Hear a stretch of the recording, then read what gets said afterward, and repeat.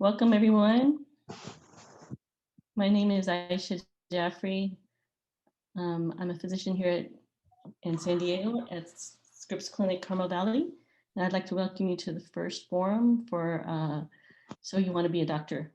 And I'm really thankful and grateful to Brother Mobeen on the board of directors for MCC. He asked me to set up this forum, and we have some amazing presenters that have volunteered their time and energy. And some people who volunteer their time but are unable to be here, they will also get ajr. And inshallah, they can join us in other presentations in the future.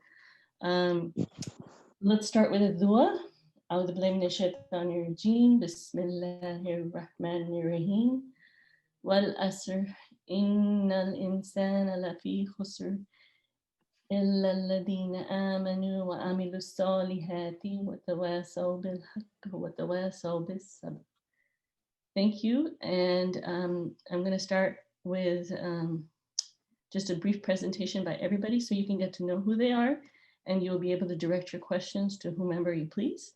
We have 1, 2, 3, 4, 5 people who have volunteered, very, very qualified people who can give you lots of good advice. And we want to be here foremost as a resource for you all. And we want to encourage you and give you practical as well as encouraging information so that you can go on your quest or your thoughts of being a doctor and make better decisions. My name is Rachna Aisha Jaffrey. I'm a family physician. I was born in India. I was raised in Texas, went to Houston Baptist University, which was close to my home. Actually majored in biology and chemistry. And that's where I learned about Islam, and I became a Muslim while I was in medical school. My thoughts for HBU were that it was a good school in terms of offering a high percentage of people going to medical school, and I thought that was a good idea. And then they gave me a full tuition scholarship, so that was really helpful because medical school is expensive, and I wanted to save up. And then I went to University of Texas for college, medical school and residency. And I've been practicing family medicine in Texas for 10 years, and then here in San Diego for about 15 years. Where's our little slide of what I have to talk about? Would I be the doctor and would I do it again? There are really hard days sometimes, but 100% of the time, I'm never waver in that I always wanted to be a doctor. I love what I do. And I don't think I would have been able to finish medical school or everything else if I didn't. It's a difficult course wherever you go, do whatever you do. If you love it, you'll do well and you'll succeed. Would I recommend it? Definitely. But that's because, it's something that is a part of me, is my soul, and I want to do it. So don't do it unless you want to do it, not because your parents want you to be a doctor or you think that's the thing to do. I'm going to introduce Dr. Fahad Khan. He's an ophthalmologist here in San Diego, followed by Dr. Mohammed Sahel. He's a radiology in San Diego. And then Dr. Ibrahim Salvani will be at the end, and he also practices in San Diego. And 2 medical students, Umar Sahel and Amin Chaudhry. They will each introduce themselves, and then we will be open for question and answers from all of you. Everybody has different needs and different places in their education and process to become a doctor, so you can direct your questions to whomever you please. The other thing is extracurricular activities. I forgot to mention, I did research and I did some, I guess it would be shadowing. I was part of a summer surgery program. So those are the things I did when I was trying to apply for medical school. I worked at MD Anderson in a summer surgery program, and these are things you can apply for once COVID's over. Most medical centers have these kinds of programs for college students. So I'll start with Dr. Fahad. Sorry, I'm on call. So, Dr. Fahad? Hello? Dr. Fahad, are you there? I'm here. Can you hear me? Okay. Jazakallah khair. Okay, Welcome. sorry. I don't know. Maybe the mute was on. Assalamu alaikum again. My name is Fahad Khan. I'm gonna talk a little bit, quick intro about myself. So I grew up in LA. I went to school at UCSD, did bioengineering, pre-med, then kind of went into, wanted to do engineering for a long time, but then decided I want to do medicine because it's more of the instant hands-on experience that I was looking for in order to help people. Wanted to go into medicine at that point, so I had that extra year to do kind of a little bit of courses that I liked. I ended up picking Spanish, acting, sculpting, stuff like that. That I believe in having a comprehensive background in education. But I want to go into medicine in order to help people, and because of that, I still recommend it to this day. I think a lot more people should want to go into medicine. I think there's lots of pros and cons to being a doctor, but I would definitely recommend it. Make sure you pick the right field within medicine that suits you. Make sure you do research and appropriately choose what you think you will want life to be in a few years. It's obviously difficult for all of us without knowing the future, but it is important that you kind of plan for the life ahead, not what you see on TV as being a physician. Obviously, all the doctors will kind of tell you that. So I would definitely do it again. I believe I chose a specialty that I'm happy with, and lots of the other doctors who you'll hear today too kind of will testify to that. You have to kind of love what you do. There are lots of other ways to make money, make a good living, have a respectable career, and in your field. But in order to be a physician, you have to put up with a lot of stuff, and because of that, if you love what you do, it all comes easy, or most of it comes easy. How to get into medical school? I think while we were talking amongst the physicians, I think there's a bit of a consensus. You definitely want to do something that um, gets your GPA as highest as possible. Like you want to try and hit 4.0 or whatever you can closest to it, and gets you the MCAT as high as possible too. And just studying and tutoring will definitely help with that.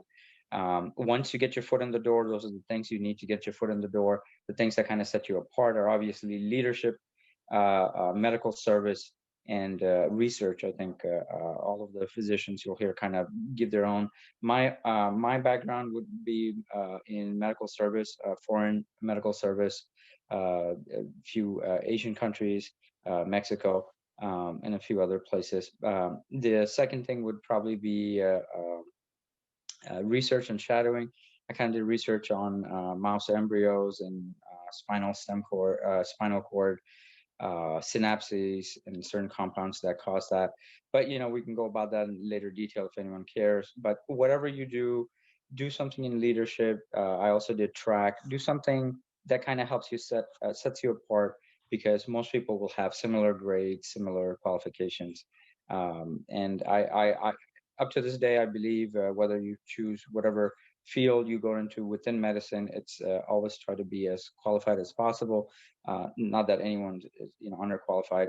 All MDs, DOs, and applicants are qualified, but I would recommend MDs to kind of leave yourself the most choices possible. Dr. Mohammed Sohail? Assalamu alaikum, everybody. My name is Mohammed Suhail. So I'm from San Diego. I went to UC San Diego for undergrad, medical school, and residency. And then I went to UCLA for fellowship, and I'm now a radiologist. I practice in Temecula. Why did I go into medicine? I'm a fairly blunt person, so I'm going to be as blunt as possible during this, because I wish that people were more blunt with me when I was growing up. I went into medicine. Why? Because my parents wanted me to go to medical school. I liked science, and I figured that it doesn't really require much thought more than that. If I like science, my parents want me to be a doctor, I guess I'm going to medical school. Would I do it over again? I don't really have an answer to that question right now. If you asked me 3 years ago while I was still in training, I probably would have said no. But alhamdulillah, I really like my job right now. My specialty is a little different, I think, than others because it's considered a lifestyle specialty and there's not too much patient interaction. But I do like it. And if but I also see that there are opportunities for me to be in a different place and that I may not have enjoyed it as much. Pros and cons, you're helping people, and there's not a lot of jobs out there where you can earn a good living and help people. I have friends that are lawyers. There's always a winner and loser and things like that, where we're kind of just fighting disease, alhamdulillah, shukr. So um, you can go to sleep at night and feel good about yourself and still support your family. Um, Cons, it's very expensive to become a doctor. It takes a long time. And if you choose the wrong specialty, you might be paying off your loans for the rest of your life. If you choose the right specialty, you'll be living a comfortable life. It's not all just because you're a doctor doesn't mean that you're necessarily comfortable. You have to make the right decisions and kind of understand where the medical field is going in the next 10 to 15 years, which is really difficult if you're an undergrad or a high school student. But that's what we're here for. Um, how do you get into medical school? I was on the admissions committee for UCSD School of Medicine for a year. GPA and MCAT were the first cutoff to get in, to get your foot in the door. The extracurricular activities, the first three on that list, research, public service, and shadowing, are just check boxes. So if you did research, that you get like 1 point. If you got published, you get 2 points. If you got first author, you got 3 points, and that's just how it is down the list. Leadership is also helpful.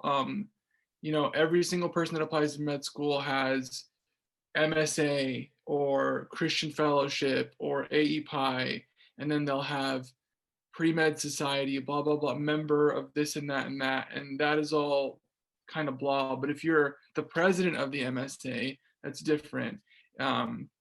I personally, I recommend that you find something outside of the field and do that you're interested in. I was the editor-in-chief. I worked in a satirical paper at UCSD. My last year, I was editor-in-chief. Every single interview I've had since then has asked me about it. Med school, residency, intern year, fellowship, my job, they've all asked about it because it's interesting. It's something nobody else has.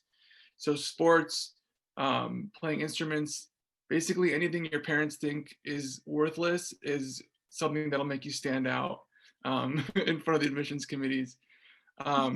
As far as medical school choices, I would suggest if you can get into a public school, that's the best way to go. Private, if you can get a scholarship, yes. Otherwise, I don't really see that much of a difference, honestly, in terms of opportunities later on. And research has just shown that opportunities don't really matter. I would recommend MD over DO and foreign, especially foreign. It's really difficult to get a good paying specialty in the United States if you're doing a foreign school. And with the amount of loans that you come out of foreign school with, financially, it's a very difficult position to be in. So it's just something to be aware of. And that's all for me. Jazakumullah khair. Medical student, Brother Omar Sahel. Omar? Yes. Bismillahirrahmanirrahim. Assalamu alaikum, everybody. I'm from San Diego, California. After medical school, after high school, I went to college, but I also started a business. We sold cell phones, Sprint wireless retail stores, and then I decided to also pursue a degree in global business management. So I was going to University of Phoenix. It's like a hybrid class, online and in person, while I was owning and operating my business with two other business partners. And how I went from there to medicine, I sort of stumbled upon my interest in science when I was taking a psychology of personality class, and I became interested in the biological factors of perception and sensation. And it was at that time that I was thinking more about what I wanted to do in my life and whether I wanted to do business for the rest of my life or more. And so my interest in science, and then also the fact that what I loved most about what I did in my business was helping people. Even though it sells, I had a lot of client interaction and And I got a lot of joy from connecting with my clients and finding solutions to their wireless needs. So my interest in science, along with kind of this period of my life when I was thinking about what I wanted to do, and my my experience of knowing that I love helping people, kind of naturally made me think about medicine. Spoke with my family and everything, and we kind of made shura and we decided to do it. I sold my business. I changed schools. I went to community college. I transferred from there to UCSD, University of California, San Diego. I completed a degree in human biology, and I got accepted to University of Washington, so School of Medicine. I'm a fourth year medical student. That's kind of my story in a big picture sort of way. There's a lot of things that happen in between. Getting into medical school, it's a very difficult, it's a very competitive process. We hear about it all the time. I'm sure you hear about it all the time as pre-medical students. And so you got to think about kind of what sets you apart from the other applicants. And the mindset that I had while I was applying is that I'm one application out of probably 5,000 to 7,000. So how am I going to stand out? Everybody that's applying has a competitive GPA, a competitive MCAT, and I agree with the previous speakers. It doesn't have to be the most amazing MCAT and GPA, but that's just, it gets you kind of past an initial barrier. It just shows the schools if you can handle the academic rigor of medical school. Everybody who apply, most people who apply can handle it. And when they're deciding on applicants, all of those applicants that they're deciding amongst could handle it. They've determined that. So you got to figure out, what else do I have that makes me stand out? And so that's where I think your extracurriculars come and your personal statement. And so the biggest advice that I have is, as you're planning your extracurriculars and your putting together your application, you gotta come with a narrative that kind of ties in all your curricular activities. Shows an evolution of the individual you are that kind of led to you applying. Shows the journey that you've traveled, and you don't have to know that while you're doing it, but get involved in activities that you're passionate about, that interest you, or that you might not really know interests you initially, but you feel it's important. All those activities can be valuable, because when you sit down to draft your personal statement, you can find ways to connect all of them. And I think that's the thing that will help you set yourself apart, is how you narrate those activities. I'm looking forward to the Q&A session, and feel free to, I can talk about how I did that and share my experience with Homeless Heal. It's a nonprofit organization we started that teaches health education to the homeless. And there is 2 other experiences in my work with the homeless community that helped me arrive at this idea. So I can share my experiences for any possible inspiration. Thank you all very much. Thank you, Umar. Now we have Brother Amin Chaudhry, and he's from UCLA, medical student, year 3. Yeah, assalamu alaikum, everybody. Thank you guys for having me on this panel. So, I grew up in San Diego. I went to Scripps Ranch for high school. I always enjoyed physics and chemistry, kind of like Dr. Khan, really interested in kind of the engineering kind of route. For me, kind of the realization I made was that biology is kind of rooted in chemistry, which is rooted in physics. And I thought it was a career path that would allow me to really connect everything I was really interested in doing. So I went to Harvard for undergrad. I had a major in human developmental and regenerative biology, kind of a new field. It surrounds kind of stem cell research. And the reason why to me is because it incorporated a lot of ideas of bioengineering and really being able to develop novel therapies and solutions for the people I worked with. Made, for example, Are we having trouble with the audio? what are called beta I'm cells sorry. that produce insulin for people who are type 1 diabetics. So we were able to generate.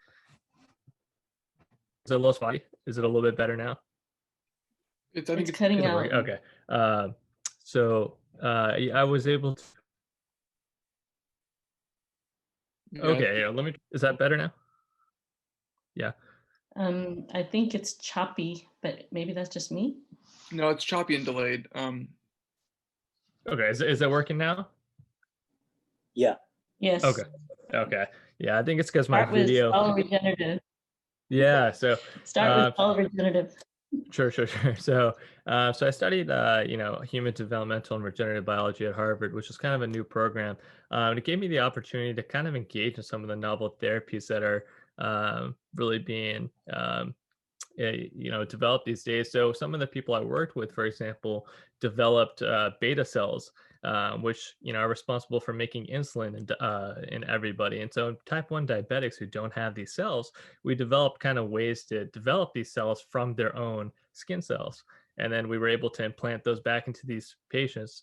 That's kind of the stage we're at now, but we did this successfully in mice and we're able to cure diabetes in those mice. And then I continued to do this kind of research with studies about brain tissue. And so for people who've had strokes, is there a way to functionally develop and incorporate new neurons? So that kind of research really guided me towards medical school. In college, I realized that I loved working with people with medical needs. I did a lot of work with special needs adults and children. And some of these people who I met almost 7 years ago as a freshman in college, I still talk to FaceTime to this day. And so it's those long-lasting connections that really, really appeal to me, that I knew I really wanted to take forward. I also worked with some pediatric surgeons and things like that while I was an undergrad, and to me, that really solidified that I really wanted to do this kind of work. But I think at the heart of being a good doctor or wanting to go into medicine is just being a good person and really caring about kind of the community and whatnot you grew up in. And so when I was an undergrad, I did a lot of work with like the MSA and our Pakistan Student Association. Um, and I felt like we were able to make really meaningful changes that I think stood out on my application when I was going to medical school. So when I was a board member of our MSA, I had somebody reach out to me, for example, who was from Azerbaijan. He had come to Harvard to study, but didn't have a place. So he was sleeping in, Starbucks until they closed at 3 a.m. Then he would go to the public library and sleep there. And he had been doing this for 2 weeks. And so kind of one of the things that we were able to do, and like subhanAllah, he made this huge kind of journey for his education. We were able to connect him with some brothers in the community who gave him free housing. And so, being able to do stuff like that, I met with the president of, Harvard and our deans multiple times so that we could develop a prayer space on campus. Doing those kind of things, kind of working at the heart of community was something that for me was really incorporated to my journey to medicine because I knew I wanted to do community level work and whatnot. So, I started at UCLA 3 years ago. I'm now a third year med student. And I continued doing work with like homeless populations and whatnot there, continued doing research and population level work with, I was just telling some of our colleagues here that I did work with pregnant women in Pakistan. And we did one of the largest studies of pregnant women in Pakistan to this date. And whatnot. So, this kind of work really, really drove me to medicine and 100% would do it again. I can't really imagine doing anything else. For medical school choices, I was mostly looking at MD programs, and we can talk more about the advantages or whatnot, or kind of the small differences between MDs or DOs versus foreign schools. And I think some of the other panelists here have covered some of those points pretty well. But GPA is important. It's not the end of the world if you don't have the best GPA, and there are other routes to get in. MCAT again, same thing. But you want to try to build your resume, and we can talk about how to do that. But I think we can go into the Q&A if there's, I'll go back to Dr. Jaffrey and let her kind of tell us what we're doing next. But I think that's it for me. Yes, thank you so much. And we're going to talk to Brother Dr. Ibrahim Salvani. Brother Dr. Ibrahim. Yes, everyone. It's a privilege to kind of be here to talk to you guys and hear what all the speakers have to say. So I wasn't born here. I was born in Qatar. I came here when I was 3. Because my father, he's a physician. He came here for residency. So I was on the East Coast in New Jersey. Grew up there. went to like Islamic, high school, middle school, until I went to college. I went to Rutgers in New Jersey, studied there. Kind of like I appreciated Brother Sohail's kind of frank assessment of why he went into medicine. For me, there wasn't any one clear moment that drove me to say I want to be a doctor. I mean, I grew up, my father was a doctor. The lifestyle to me didn't really turn me off. I liked science, and I was like, this seems like a good job. I don't think I really knew what I was getting into. I did some shadowing and whatnot, and it didn't turn me off, and I liked my classes. So I went ahead with it. And then I also did research and the other things that the other panelists have been talking about. Do I recommend going into medicine? I mean, I think it's easy for me to say now, because I am very, very happy with what I do. I mean, right now I'm in cardiology training, which is one of the busier specialties. A lot of like call overnight, and it's very busy, and it's hard to kind of balance family life with work. But I absolutely love what I do, and alhamdulillah, I'm very grateful that I have the privilege of being able to take care of patients when they're very vulnerable in the hospital, and acutely ill patients. So I'm very, very, very thankful that alhamdulillah, Allah blessed me with the opportunity to be in this field. So yeah, I would absolutely do it again. But I think it speaks to the panelist's point that I think it might have been Brother Sohail who said it, but to do something, even if you don't know necessarily why you're doing it. And I think it's important to keep, the intentions pure and, ask Allah to guide you, because especially at an early age, it's hard to know, what you really want to do long term. But I think if you maintain a relationship with Allah and, ask Him to guide you, then hopefully things do end up working out as they did with me. So, alhamdulillah, it's been a good journey. In terms of getting into medical school, I mean, GPA and MCAT, like everyone has been saying, I don't want to kind of repeat the same point, but yeah, those are the main things. I think, of course, you do need things that make you stand out. I was involved in, I had a medical transportation business, and I think that allowed me to stand out during the application. But I also did have the research. I checked off the boxes, like Brother Sohail was saying, the research, the shadowing, the like public service components. And I think maybe the business allowed me to stand out a bit. It kind of was brought up in interviews, but I don't think I would have gotten the interviews without the GPA and MCAT. And that's just, the reality of the situation. Like, it doesn't necessarily have to be the highest of the high, but there are cutoffs, and the higher it is, the higher probability that, you'll get interviews. And I think, because you guys are in California, obviously it's much more competitive than the rest of the country. There's a lot of private schools around the country that do take California residents. So like I said, I was in New Jersey. I did med school in New York. We had a lot of people come from California, because obviously, it's not easy to get into UCLA, UCSD, and it's competitive, especially since the public schools in California are cheaper than the rest of the country. So I think that it's important to keep like an open mind on where you're going to go if you do decide to pursue medicine. I think you'll limit yourself if you say I have to stay in one geographic area of the country.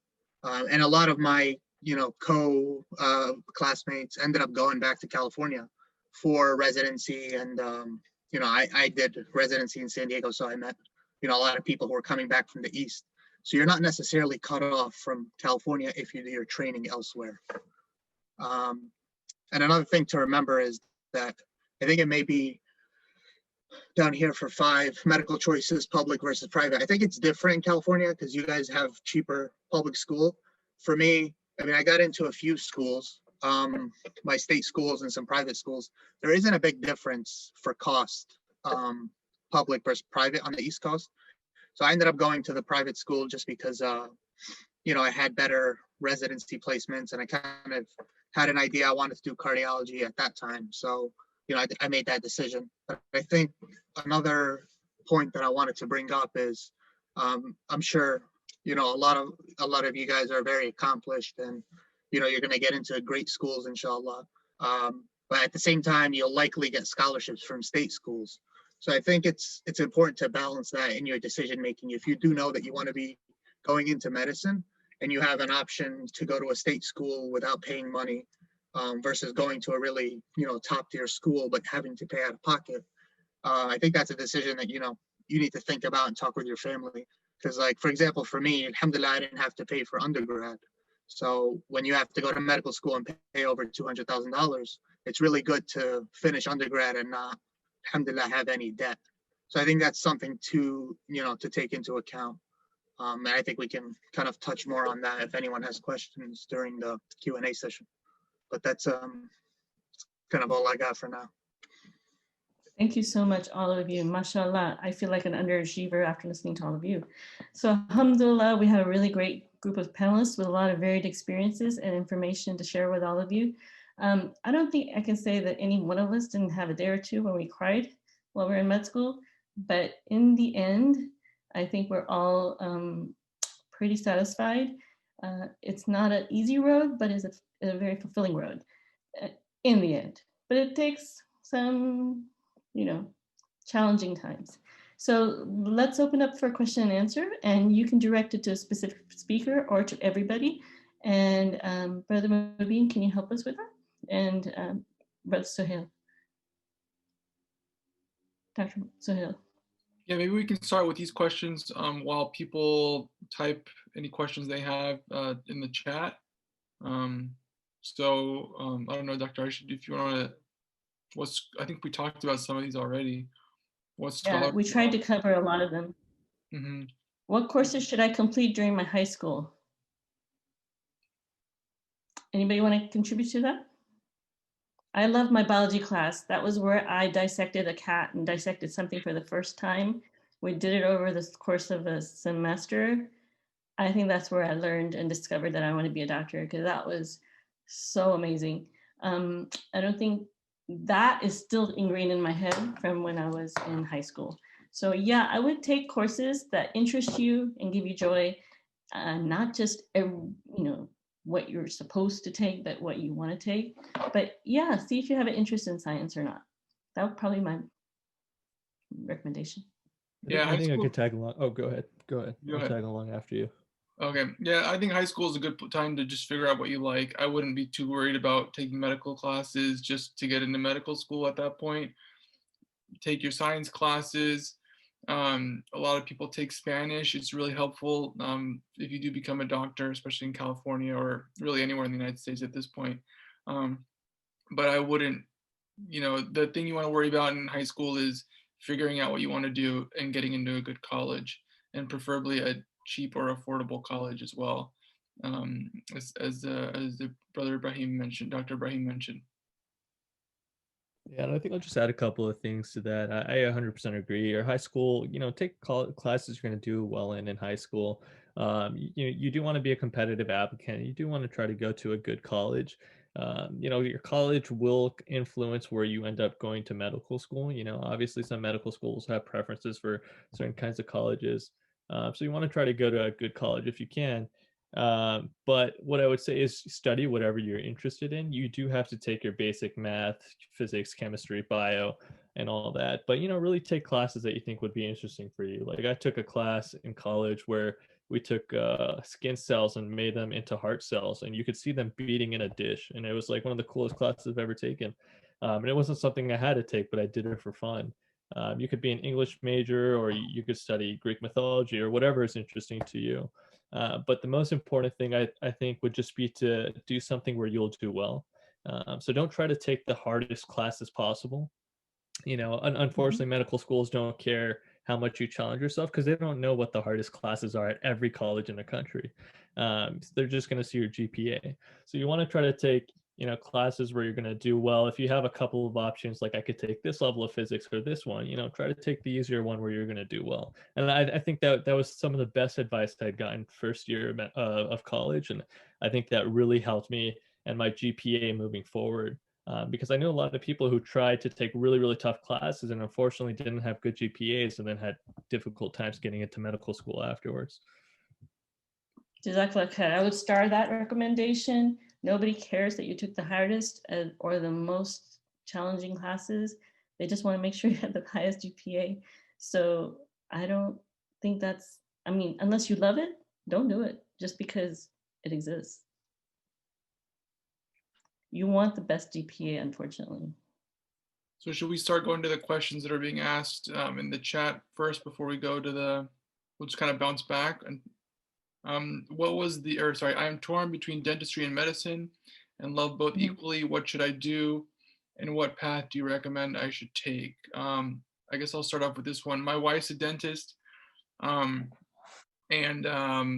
she's not here right now, but I've heard her complain about it we've been married for 2 years, so about 2 years. I think both have their pros and cons. One of the things you have to be aware of is that the cost of going to dental school is about the same or a little bit more than medical school. And the pay is usually less. So unfortunately, not everything is about money, obviously, but you sort of have to start making decisions, especially if you're Muslim, taking out, if you want to, for dentists to make a good amount of money, you have to take out a loan and buy a practice. Do you want to take out more loans? Do you want to pay more interest? That's a religious question that you need to be asking yourself. The things that I've seen in dentistry, there's a lot of medical fraud, insurance fraud that happens in dentistry that doesn't really happen in medicine. Patients, because a lot of dentists come out with a lot of loans and they go into practice and get paid very little, they end up being pushed into doing things that they wouldn't necessarily do if they were a physician, I think.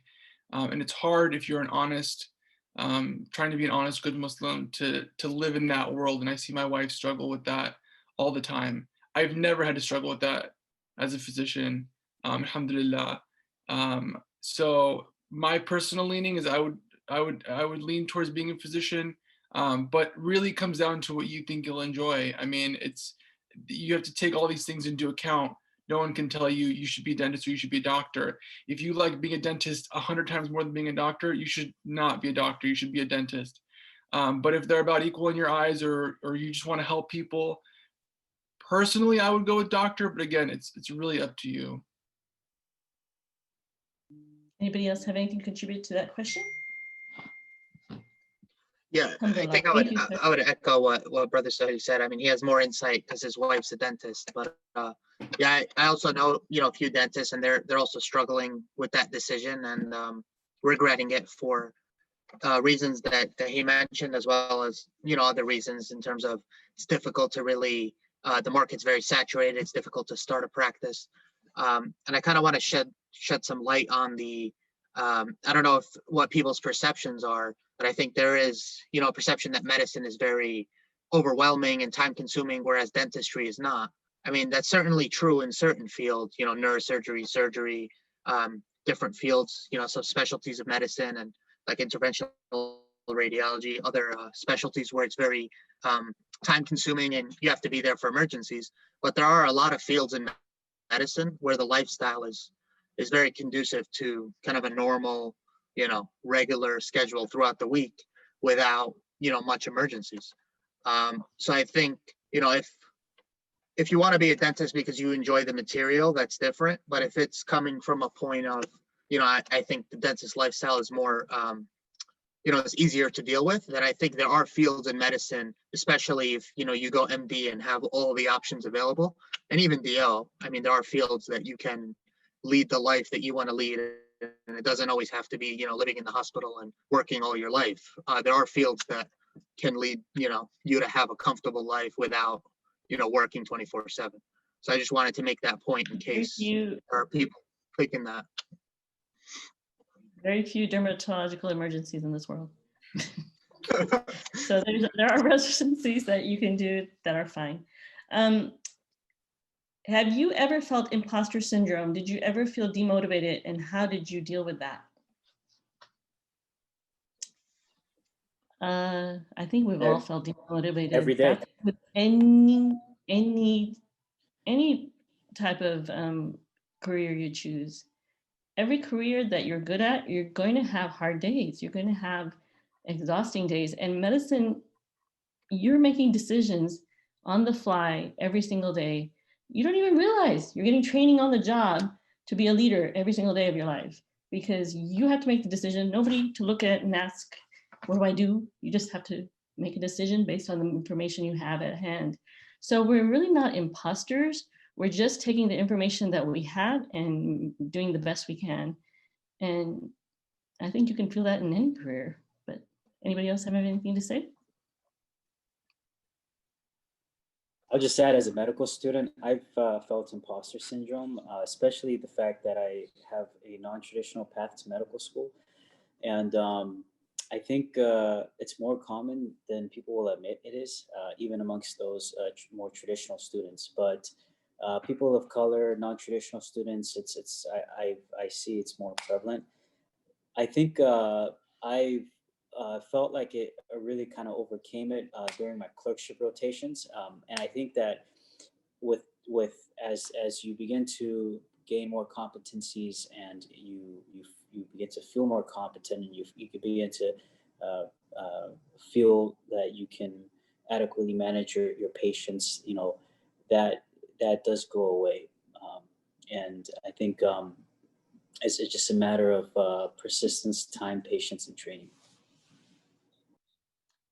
The next question is, what was the GPA and MCAT cutoff at UCSD Medical School? I think Brother Dr. Sohail was on the admission committee there, so could you answer that? And how many months does MCAT prep usually take, and are there any resources that really helped each of you? The applications only got to us after that cutoff, so I don't know an exact number. I can tell you how they calculated it, though. They would just multiply the GPA times 10 and add it to your MCAT score. So basically any point of the MCAT is equivalent to about 0.1 of the GPA. My personal scores, I kind of just barely made it in UCSD Medical School. I kind of messed around too much in undergrad and didn't do very well, but my MCAT was a 37, my GPA was a 3.7, and I got it off the wait list in July. So I would aim for higher than that if you can. As far as MCAT prep, I took a class, I took Kaplan. I thought it was super useful. You don't need to do that. I would say 3 months, maybe. It depends. If you're a science major, probably 2-3 months. If you're not a science major, you're probably gonna need more time because there's a lot more you need to study. I don't know if anybody else wants to add to that. And Yeah, I can. Oh, yeah, I'll just add a couple of quick please things. do. I think, with any of these kind of medical schools, you'll see that getting into medical school in general is really competitive. I'm sure UCSD's MCAT cutoff now is like the 95th percentile, right? But that's not an official cutoff. That'll be, a lot of these students have, these metrics because the people who generally apply to medical school are very intelligent people. But that doesn't mean if you have like a lower GPA or lower MCAT that you shouldn't apply to medical school. I mean, I know a ton of people who had below average stats who've matched at, top 15, top 10 medical schools in this country. And a lot of medical schools have what's called like a holistic system for how they kind of review applications, where they'll take into account your leadership, your circumstances, your volunteering experiences, your personal statement, everything, and use that to decide if they're going to give you an interview or not. And then there's other programs who just look purely at stats, like, Washington University in St. Louis is notorious for looking at your MCAT. And if your MCAT isn't 98th percentile, they're, look less favorably. But, I think I wouldn't focus too much on the stats. And I think stats are very important, and I don't want to downplay that at all. But, more and more schools are starting to look at a more holistic picture. So I just say, care about your stats and do well, but don't be obsessed if you about like, oh, I have a 3.7 versus 3.75 or something like that. I went a long time ago, but what I can tell you is there's very good advice, which is start off strong, take the classes from the beginning and do well from the beginning. It's such a uphill climb to raise your GPA. It's harder to raise it if you start out low. So start out high, because things will get harder and harder and your GPA is going to go down. I mean, me and my husband applied at the same time. He was a 3.5, I was a 4.0. I would walk into an interview and they'd be talking about the weather and what we're going to eat for lunch. He'd walk into an interview and they'd talk about what is your opinion about or abortion or something like off the wall, that they would question him for his interviews. They were really hard on him. And I'd walk out and I'm like, we didn't talk about all that.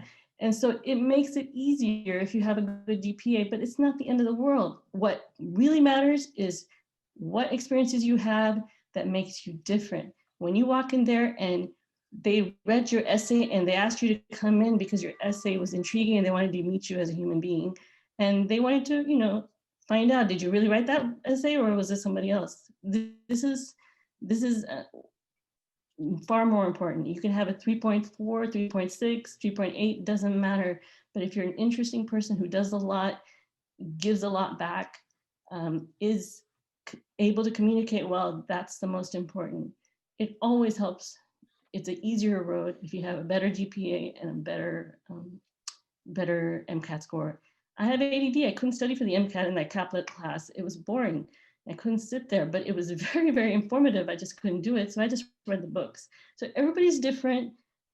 Majority of people do well with Kaplan. So do that if that's some way of kind of sitting down and studying. So just a quick point to go off what you said. I think, yeah, it's very important to start off college strong. Just a bit of a background on me. You know, I did good, alhamdulillah, in school growing up. In high school, I wasn't the most involved. My grades weren't that good. So there was actually a point in time where I was like, am I really gonna get into college? I was very scared going into 12th grade. Because, you know, I didn't know much about the college process. My grades weren't that good. Alhamdulillah, I did well on the SAT, and I was able to get a scholarship to undergrad. But as soon as like I was going into my last year of high school, you know, a lot of people use that year to relax and not really take school seriously, which I think is okay if you're on the top of your game. But for me, you know, I spent the first 3 years of high school not really being serious. So I was very, you know, worried. And I was like, I need to get my act together. That year, I took a few AP classes and, you know, I did well on them, alhamdulillah. And then when I went to college, like I was very serious from day one. Like I remember, you know, the first class, it was, you know, chemistry. You know, I was reading the first chapter before the, you know, lecturer had even started. Like I was ready and I did well, alhamdulillah. And it just, that momentum carried me through undergrad. So I think I just wanted to say that to, you know, give maybe some inspiration to people out there who aren't necessarily doing the best in high school. It's really not rocket science, you know. I know there's a perception that doctors are brainiacs. I mean, there's nothing really special about it. It's hard work and dedication. You can be a genius and not work hard and you will not be successful. You can also not necessarily be a genius, but work really hard. You'll be successful, you know, much more time. So I think hard work and persistence is key. Don't be down on yourself if you're not necessarily doing as well as you'd like in high school. There's always time to change that. The good thing is high school, once you finish high school, the slate is wiped clean and college is when it starts. So I would be especially if you want to do medicine or any career in general, you know, once college starts, you know, I think that's the time to be really serious and say, this is, you know, the foundation for the rest of my life. I need to take it seriously. So. There's a personal question. All right, I graduated. I'm a graduate student. I'm looking for opportunities for research and medical volunteering to gain experience and build my resume before I apply to medical school. Do you all have any advice for students looking for opportunities? Yes, research. Usually it's before January, the cutoffs for most research programs and other programs for medical college students. Right now is a very strange year, but in usual course of things, you can find so many opportunities. We have so many institutes here in San Diego. I'm sure they have opportunities. You have to be persistent. Go knock on doors. Go ask people and get opportunities. Show interest. Sometimes you can make your own opportunities, but don't just wait for it to come to you. You have to make your own opportunities, and you have to search for opportunities and then apply. I mean, really, I feel like you guys are probably much smarter than I ever was, and you do not underestimate the ability of your dedication to make you be able to be successful. I think dedication is much more important than intellect. If you can be the smartest person in the world, but you will not make it in medicine if you're not persistent and you're not dedicated. There's so many people who get rejected over and over again for medical school, maybe 1 year, 2 year, 3 year, but they keep trying. I had people who were rejected so many times. They went and they started doing autopsies and working in places where they would gain experience and then would get graduate degrees in public health and other things and go back and apply. So if you really want to do it, you will get in. It's just a matter of time. Do not give up. That is the mark of a physician, is that they're persistent. Anybody else have anything to add? Yeah, I would say also shadowing, I think is pretty crucial. Establish a relationship with a good doctor that you think you'll be able to learn a lot from. I was really interested in surgery when I was in college, but in truth, you don't really know what you want to do in college. What kind of medicine. So what I would recommend is, trying to find like a family medicine doctor or an internal medicine doctor, where you'll get to see a lot of diversity of patients and kind of the core medicine. I shadowed a pediatric surgeon, and I think I would have learned a lot more if I had worked with like a family medicine or internal medicine doctor. And I think that'll give you a really good idea of what you want to do. And kind of going back to the question about dental school versus medical school, definitely shadow both. I think that'll give you a good idea of what you want to do. And there's different routes where these two careers might connect. You could become a maxillofacial surgeon by going to dental school or medical school. But definitely shadow so you can know that this is really something that you want to do. With most medical schools these days, when you tell them you want to dedicate the rest of your life to medicine, they will, and you haven't done any shadowing, they're going to ask you, how do you know you want to do medicine if you've never actually shadowed a physician? So make sure you get a good amount of time with a physician. There's a caveat to that. Since HIPAA has started, it's very hard to shadow a doctor.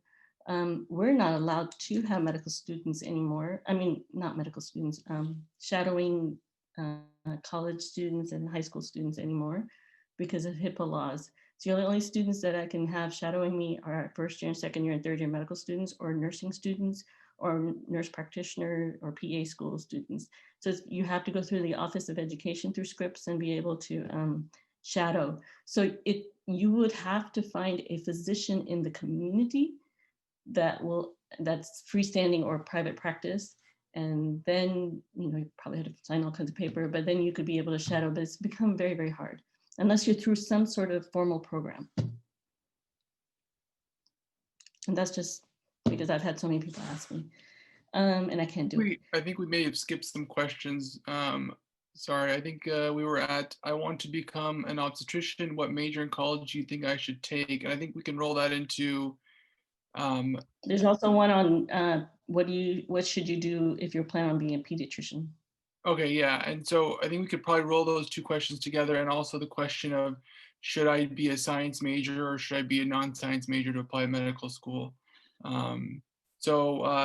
Specific majors for specific specialties, I think you don't need to worry about that at all right now. If you like biology, do general biology or human biology. If you want to do a non-science thing, we'll talk about those two things. But a specific, you can be an English major and go to med school. Yeah, you can do any major and go to medical school. There are pros and cons to doing science and non-science majors, but you can do any major. As far as specifically which major for a specific specialty, I wouldn't worry about that really, to be honest with you. And people can comment on what they think in terms of science and non-science. You'll find out if you like OB versus pediatrics when you're on your rotations in med school, and you may hate it by then. You will find joy somewhere and not another place. So don't worry about it. And also, I think the reason you do science majors is because the prerequisites to med schools require so many, and to take the MCAT requires so many science classes. But my college required double majors. So I'm like, okay, I'll do biology and chemistry. I'll kill two birds with one stone and get my majors and be able to get into med school, with everything. But, my husband did history. It doesn't matter. As long as you get what you need to go to your prerequisites from the MCAT and med school.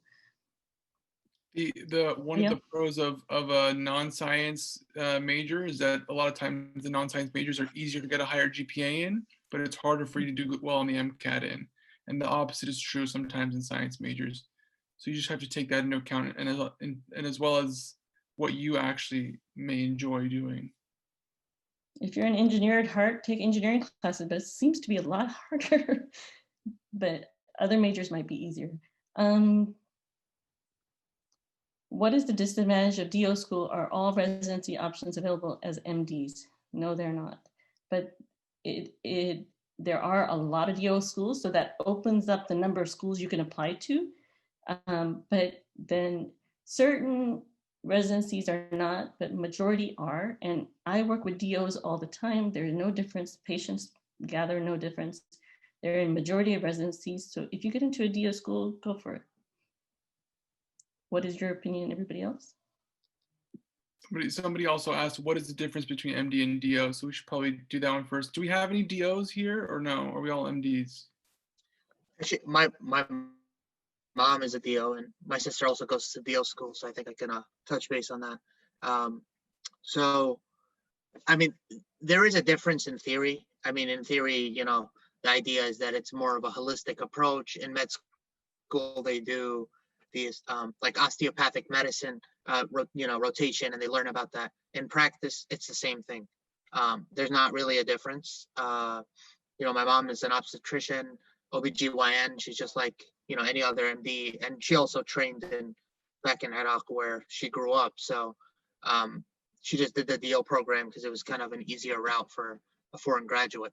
But in essence, there's no difference. She functions like, you know, an MD in her specialty. My sister, however, she did well, but unfortunately couldn't get into an MD school after 2 times of trying. So she ended up applying to a DO school in New Jersey and got in. She had some difficulty with that because she specifically wanted to do surgery, general surgery. So she had some limitations in terms of where she could go. But I think the important decision to decide before you go MD versus DO is, you know, what specialty do you want to do? There are a few specialties that are kind of difficult for DOs to obtain, you know, like neurosurgery, dermatology, these kind of fields.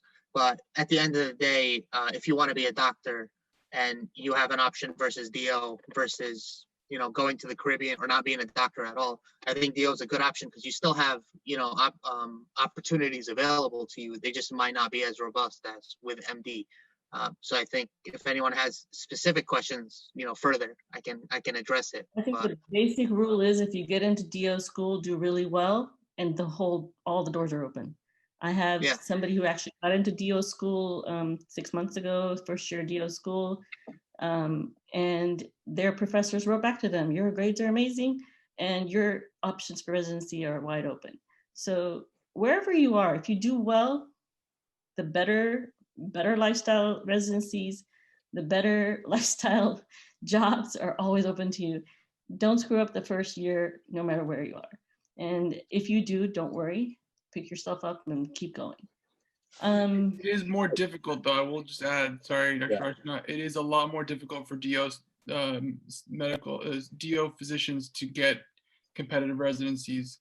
In my intern year program, we had an internal medicine program it was a community program. So we had MDs and DOs.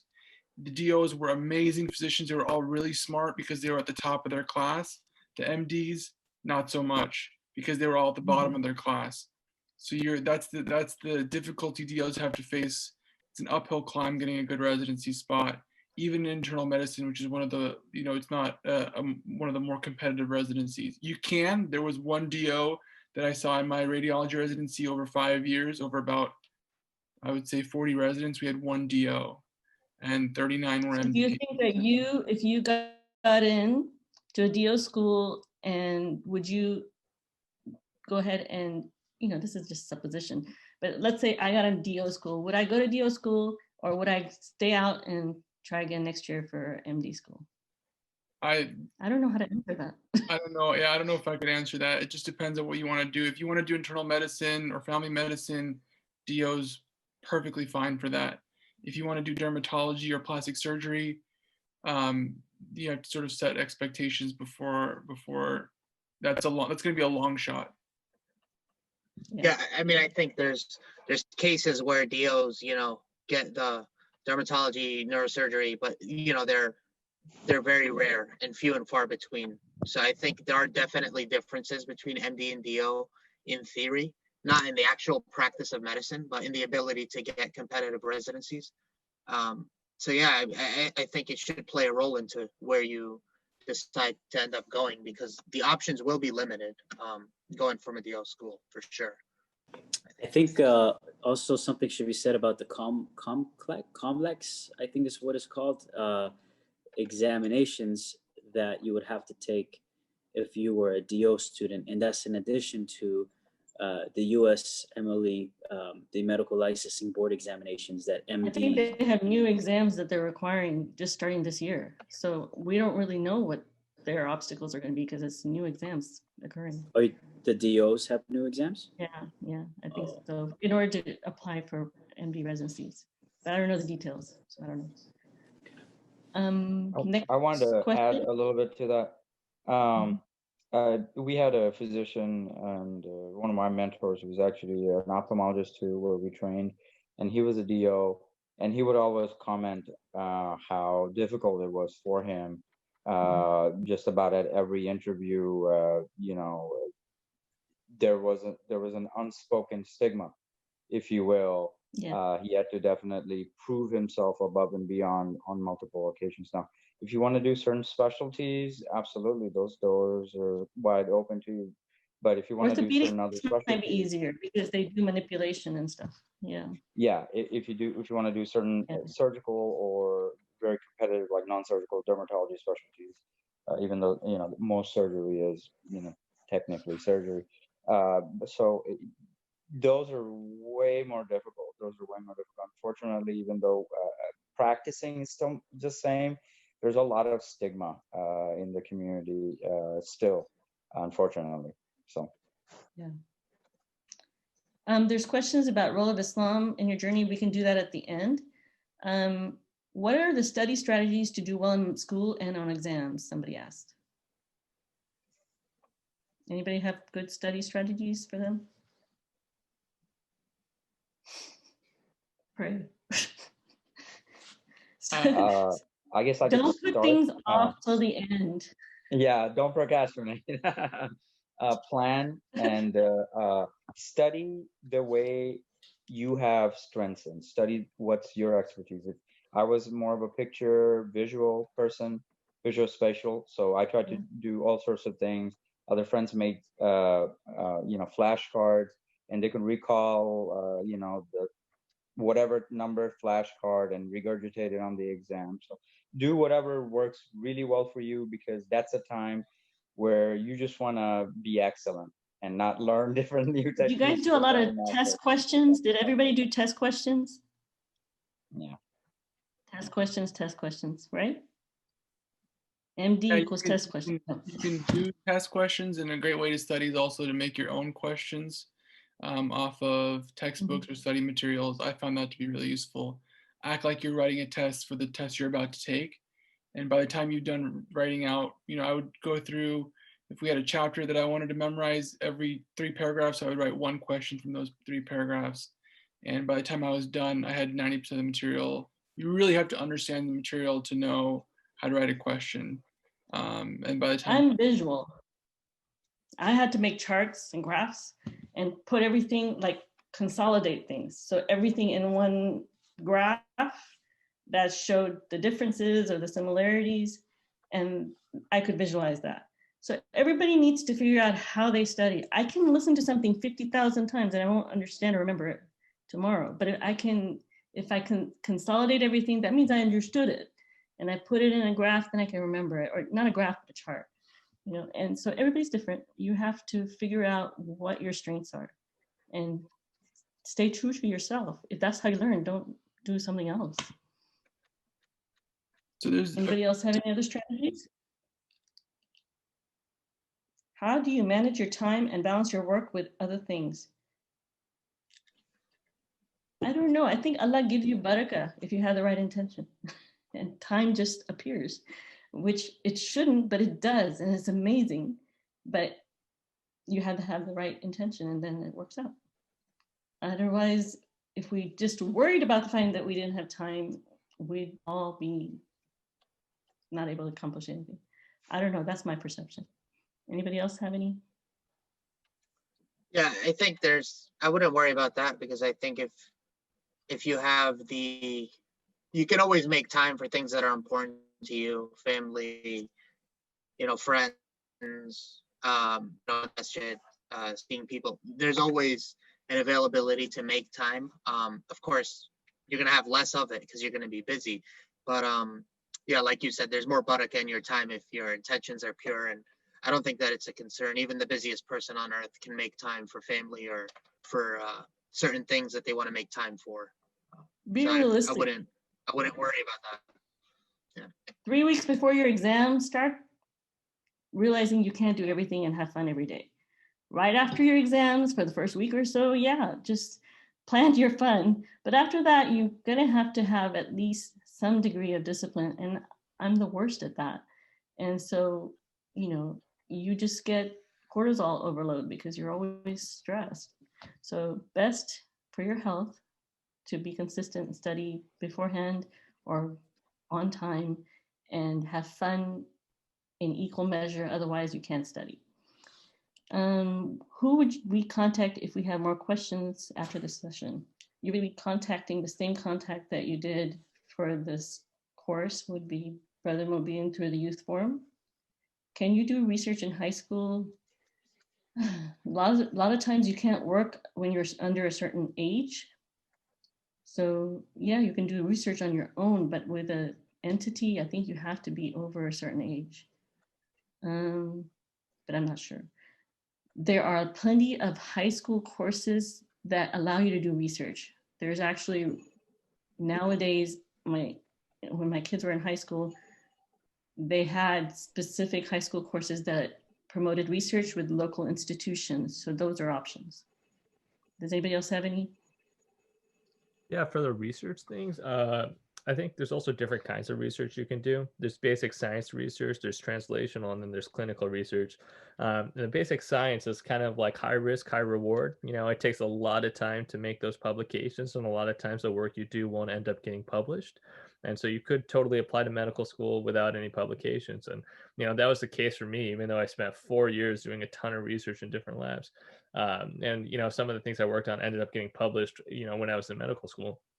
Then there's translational, which is like, you use like mouse models or something to test quick clinical situations. And, those tend to, you tend to get quicker publications out of that. And then I think the best way to get a lot of publications is clinical research, where you kind of do data analysis. It's lower reward, but if you want to just get a bunch of publications, I have seen undergrads get 6 or 7 publications as undergrads because they did a bunch of data analysis research. So try to find like a doctor, if you go to an academic university, a doctor who's doing clinical research, and they might let you kind of join them and do some data analysis on like patient outcomes or something like that. There's so many more questions. All right. What role did Islam play in your journey to becoming a doctor? What benefits or obstacles did Islam play, and how do you move forward from these? You guys have anything to add to that? I think I'll go ahead. No, go, please. Where are you Go gonna? ahead. I wasn't a Muslim when I went to medical school. I became a Muslim in medical school at the end, read my Shahada at the end of my second year. So my life turned 180 degrees overnight. I went from a Hindu to a Muslim. And so it wasn't overnight. I studied for 3 or 4 years, and it was very, very hard to go to medical school and become a Muslim at the same time. Islam is everything. I mean, it's your way of living. So it's part of everybody's journey. And I don't think Islam is an obstacle. People are an obstacle, and Islam gives you the solution. So people will be an obstacle whether you're a Muslim or a non-Muslim. Anybody else have anything to say? Yeah, I mean, that's beautiful to hear. Thank you for sharing. I think I'll just say a few points on it. for me, I mean, growing up, I think going into medicine and its relationship with Islam, just because it's a job that if you have the right intentions, you get closer to Allah by learning about the human body and the interactions. You also, are helping people in a vulnerable time. There's an opportunity to make dawah by your actions. It's, good halal money that allows you to provide a living for your family. I think it just lends itself to an Islamic way of life. I'm sure other jobs do as well. But I mean, I think it's a very convenient job to have if you are someone who wants to keep up your Islam, which, we all should be doing. So I think it's just a natural job that goes in line with the teachings of Islam, and it's a blessing to be a part of it. And we need more Muslim doctors with Muslim perspectives. And really, if you pick up an embryology textbook and you read it and you compare it to the Quran, I mean, it's just mind-blowing.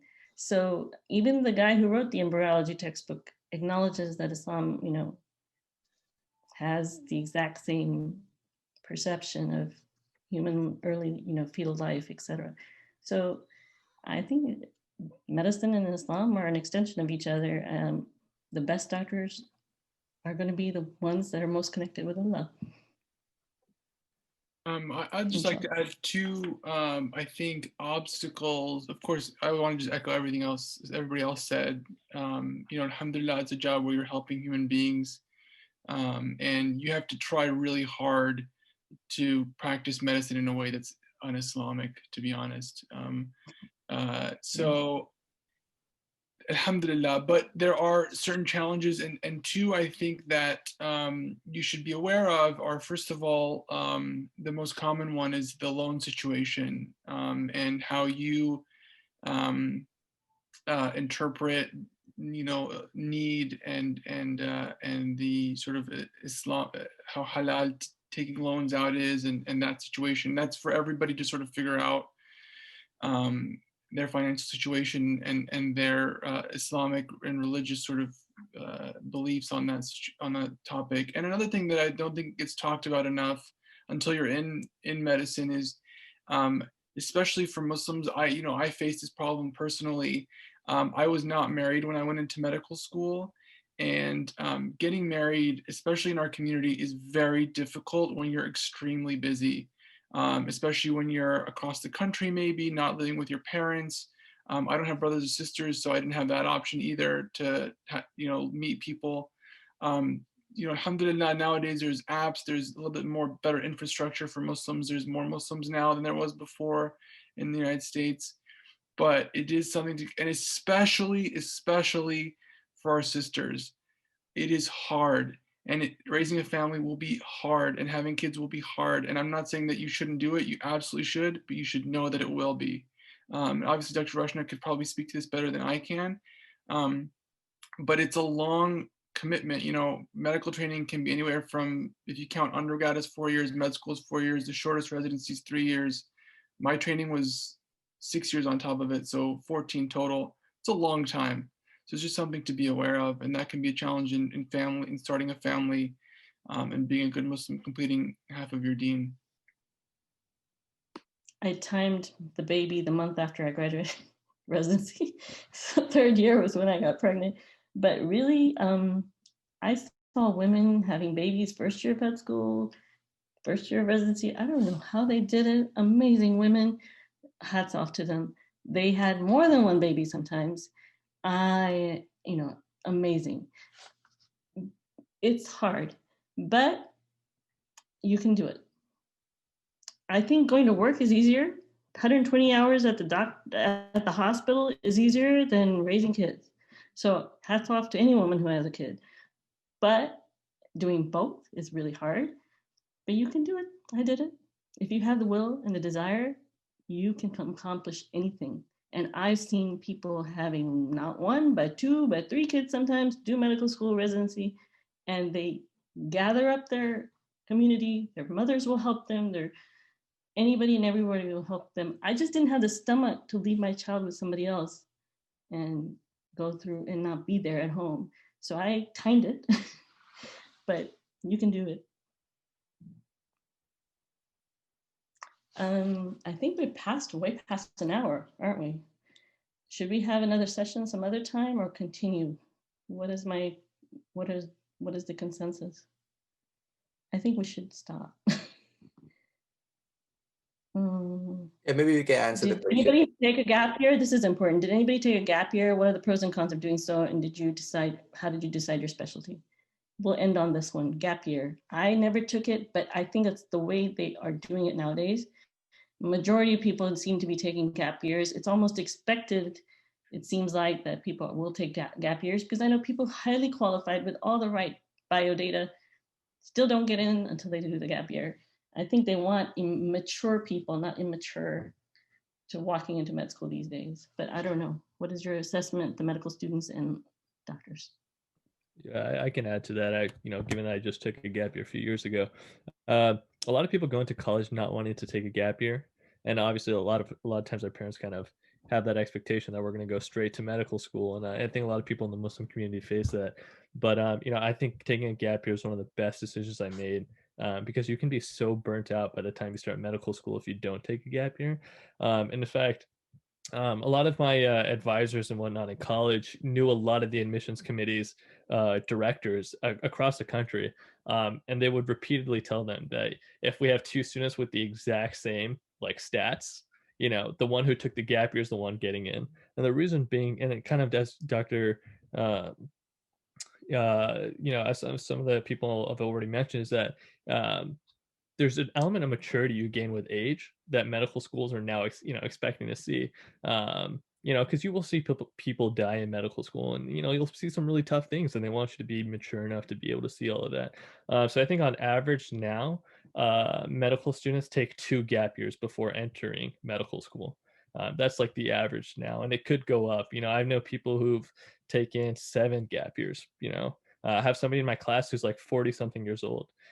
So like I think gap years are definitely the way to go.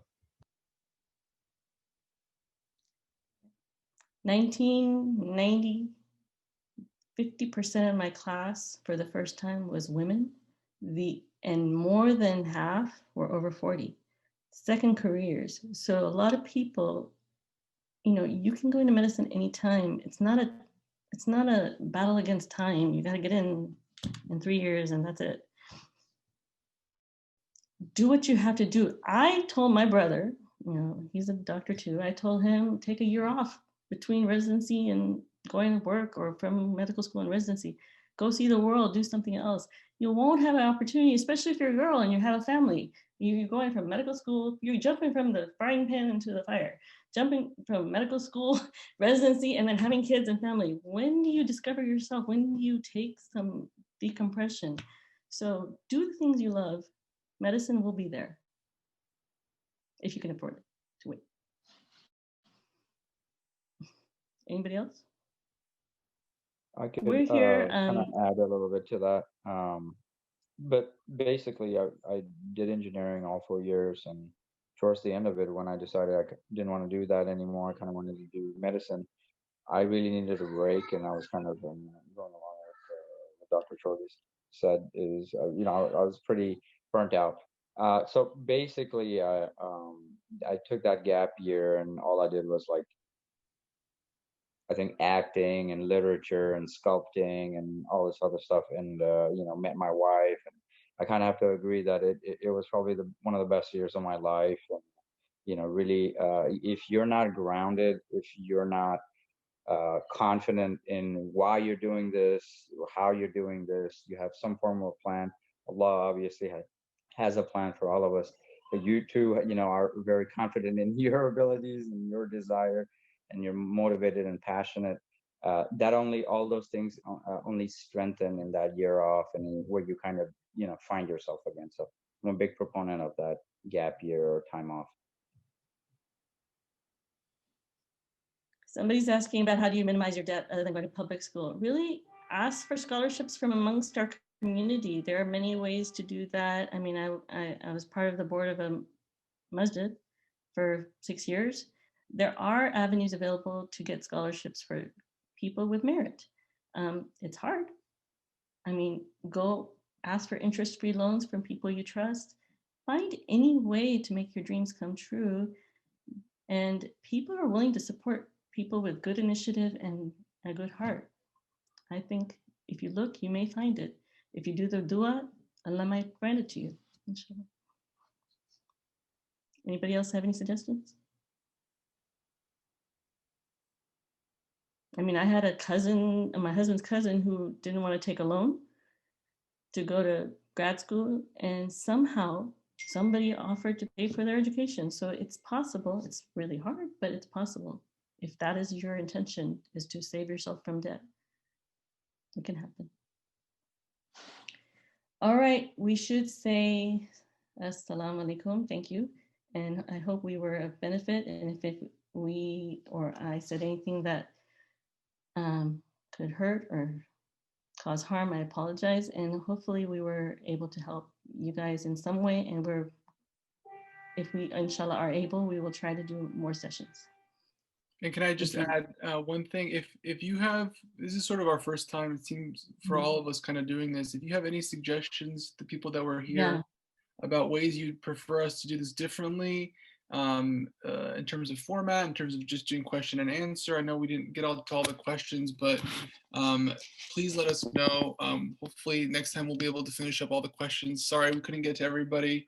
And I know some questions are more specific than others, and you can kind of talk to us offline via the contact information if somebody wants to provide that. So I'm sorry if we didn't get to any of your questions.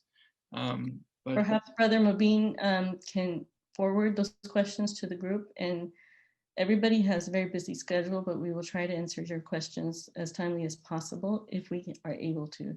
Inshallah, please send us your input. We have never done this before, and we do not know if this was helpful or not. And if we can change it to be more helpful, that is our intention. So, Jazakallah khair. Assalamu alaikum. Assalamu alaikum, everyone. Assalamu alaikum, everybody. Have a great night. Assalamu alaikum. Thanks, everybody on the panel, and I'll talk to you soon. Jazakallah khair. Thank you.